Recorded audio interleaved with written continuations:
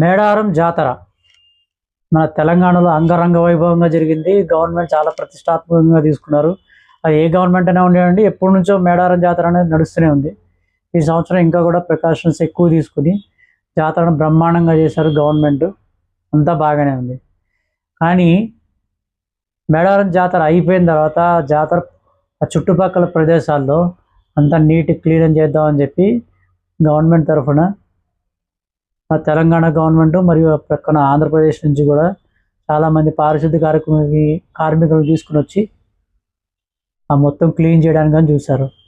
కానీ అక్కడికి వచ్చిన కార్మికులు ఆ పరిసరాలన్నీ చూసి అవాక్కయ్యారు. ఎందుకంటే అక్కడికి వచ్చిన భక్తులు ఎలా బిహేవ్ చేశారంటే, ఎక్కడ తిన్న ప్లేట్లు కానివ్వండి, అక్కడ బలిస్తారు కదా కోళ్ళు కానీ మేకలు కానీ, వాటి వ్యర్థాలు ఎక్కడికక్కడ పడేసి, తాగి ఆ బాటిల్స్ అక్కడ పడేసి, ఎందుకంటే భక్తి అనే ఒక దాంట్లో అది ఎలా ఉందంటే, ఆ భక్తికి అనేది దాటిపోయి మనుషులు ఒక వేలం వెరిలో తయారైపోయి జనాలు ఎక్కువ అంతంత మంది వచ్చిన తర్వాత ఒక సిస్టమేటిక్గా లేకుండా ఎక్కడ పడితే అక్కడ ఏ ఏ రకంగా చేస్తే ఆ రకంగా అక్కడ పడేసి, వాళ్ళ వచ్చిన కార్మికులు ఏమంటారంటే, సార్ మమ్మల్ని పిలిచిన కారణం ఏంటంటే ఇక్కడ శుభ్రం చేసి చెయ్యి మొత్తం అంతా కూడా నీట్గా చేయాలని చెప్పి అక్కడ నుంచి వేరే స్టేట్స్ నుంచి కానివ్వండి, మన తెలంగాణలో కానివ్వండి కాంట్రాక్ట్ కార్మికులు వాళ్ళందరినీ తీసుకొచ్చి చేస్తున్నారు. కానీ అక్కడ పరిస్థితి చూసిన తర్వాత కొంతమంది అధికారులు కూడా అవాక్కయ్యారు. ఎందుకంటే వాళ్ళు అనుకున్నది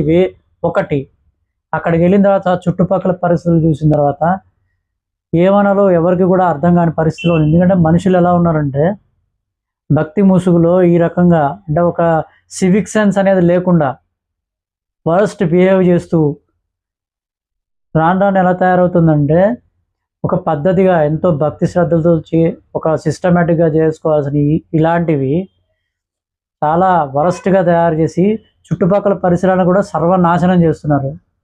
అందరికీ విజ్ఞప్తి ఏంటంటే, మీరు ఎక్కడికైనా బయటికి వెళ్ళినప్పుడు మీ చుట్టుపక్కల పరిసరాలని దృష్టిలో పెట్టుకుని నీట్గా ఉంచేటట్టు చూడండి. బాధ్యతారాహిత్యంగా ప్రవర్తించకండి. ఇది అందరికీ మా యొక్క రిక్వెస్ట్.